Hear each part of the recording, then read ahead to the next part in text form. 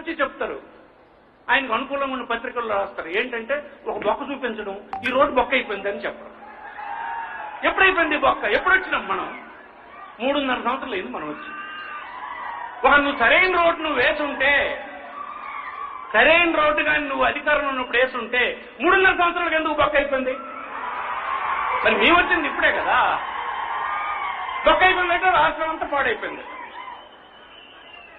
Because ఇదంతా గమ్మత్తు, ఇదంతా నచ్చ చెప్పడానికి చేస్తున్నటువంటి ప్రయత్నం.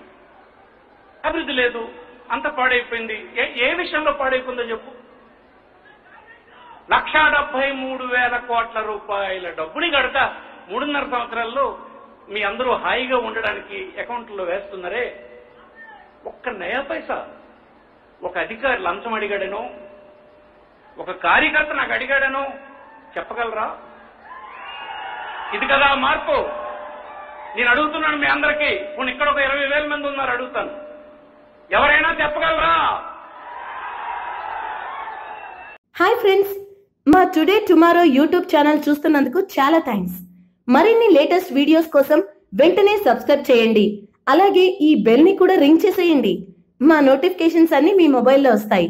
అలాగే మా వీడియోస్ మీకు నచ్చితే లైక్ చేయండి, షేర్ చేయండి, నచ్చకపోతే కామెంట్ చేయండి.